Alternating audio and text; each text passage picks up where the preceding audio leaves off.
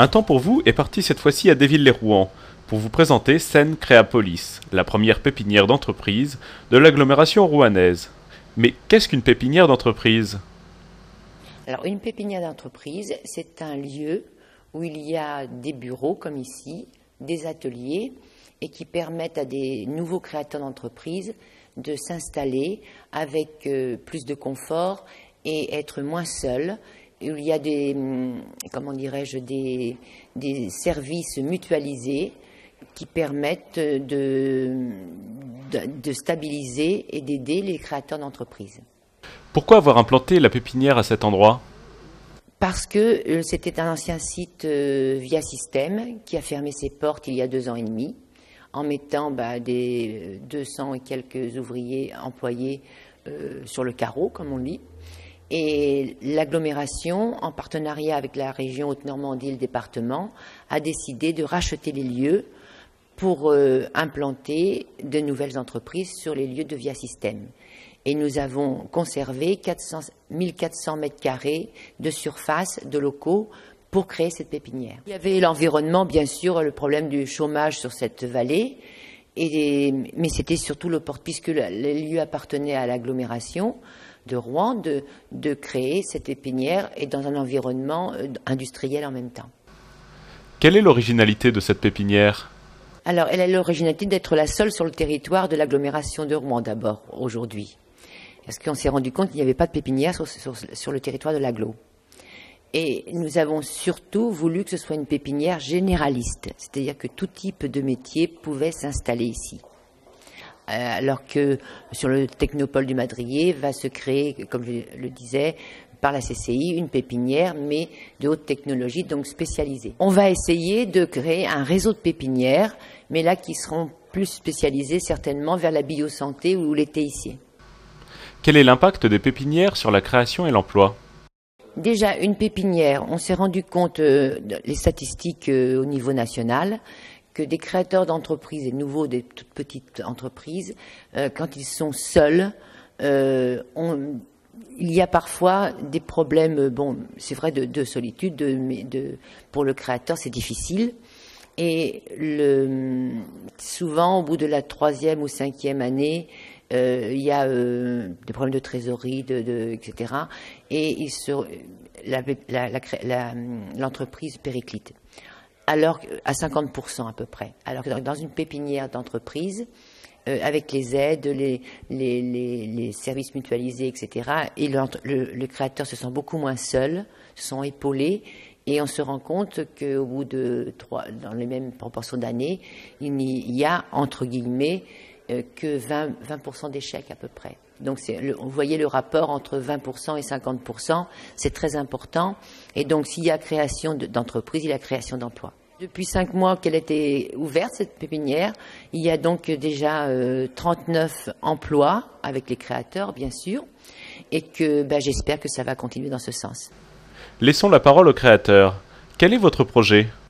Le projet de la société est de faire du transport de personnes, spécialement du transport de personnes à mobilité réduite, sur l'ensemble du département, donc avec les acteurs institutionnels et les acteurs particuliers.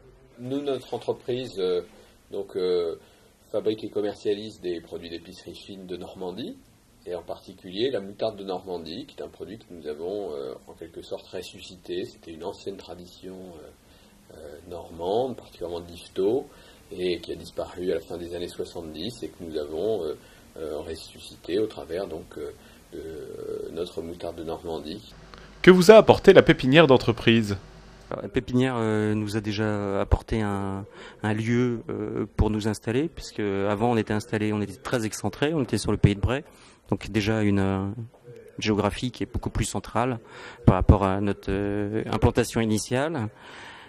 Ensuite, nous apporte la mutualisation d'un certain nombre de services, comme l'accueil téléphonique, l'accueil physique des fournisseurs, des collaborateurs, des clients parfois, quand ils se déplacent, à travers aussi la mutualisation d'un certain nombre de services techniques, comme la mise à disposition de salles avec rétroprojecteurs pour les réunions, et de services comme du secrétariat. Là, c'est des services plutôt optionnels qui ne sont pas mutualisés dans le cadre de l'option de base. Disons que ça m'apporte un confort par rapport à un lieu d'installation qui m'évite d'avoir tout à gérer de manière nomade. Donc effectivement, ça me décharge d'une contrainte que j'avais avant de gérer la plupart de mes affaires à distance avec un seul téléphone, dans des conditions d'accessibilité qui n'étaient pas évidentes. Déjà un aspect matériel évident, c'est-à-dire qu'on a des bureaux qui sont équipés, qui sont d'un standing tout à fait intéressant, avec un accueil, un hall d'accueil qui présente très très bien, un standard téléphonique, une connexion Internet qui fonctionne tout de suite, etc. Donc l'aspect matériel est important, c'est un gain de temps et un gain de soucis, parce qu'évidemment, notre objectif, c'est de nous focaliser sur notre cœur de métier. Donc ça, c'est le premier aspect. Le deuxième aspect, chaque jour, on s'en félicite un peu plus, c'est les relations avec les autres chefs d'entreprise. C'est-à-dire que déjà, il y a une ambiance qui est agréable, et puis aussi un échange d'idées, un échange parfois aussi de compétences. On a déjà fait travailler d'autres entreprises de la pépinière. Voilà. Et pour ce qui est de créer sans la pépinière? C'est plus compliqué. Et effectivement, quand on crée son entreprise, ce dont on a besoin, c'est qu'un certain nombre d'organisations, enfin de choses administratives, en fait, de démarches administratives, prennent le moins de temps possible, parce que nous, notre travail, c'est de faire fabriquer les produits et de les vendre. Et particulièrement, c'est vrai que trouver des locaux, c'est compliqué. C'est compliqué, c'est aussi coûteux si effectivement on passe par les réseaux traditionnels d'agents immobiliers auprès de propriétaires de bureaux, etc. En plus, c'est des engagements financiers qui font toujours peur, parce qu'un créateur d'entreprise a peur des engagements financiers long terme. Donc une pépinière d'entreprise, c'est exactement toute la facilité qu'on recherche, c'est-à-dire qu'il n'y a pas de complications administratives pour s'installer, il n'y a pas d'engagement financier sur le long terme, et il y a des bureaux qui, effectivement, comme disait Laurent, qui sont déjà connectés à Internet. Donc on vous aide pour vous pouvoir avoir le téléphone. Enfin, c'est des choses qui peuvent paraître complètement idiotes, mais ça prend un temps dingue, en fait. Et tout ça, en fait, pour nous, c'est passé...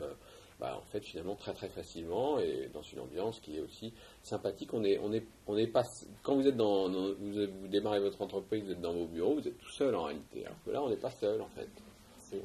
On est entouré, et donc, si on est entouré, on se sent mieux. C'est vrai qu'un des périls des entrepreneurs, c'est la solitude. C'est-à-dire que malgré tout, on prend des risques, on a des responsabilités qui sont significatives.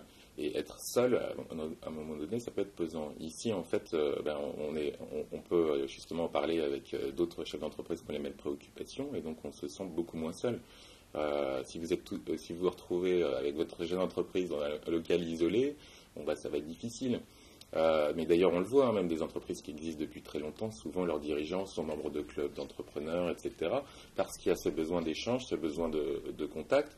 Et là, le fait d'être en pépinière, d'emblée, vous avez ce bénéfice un peu d'un réseau, d'un groupe de personnes qui ont des préoccupations en commun.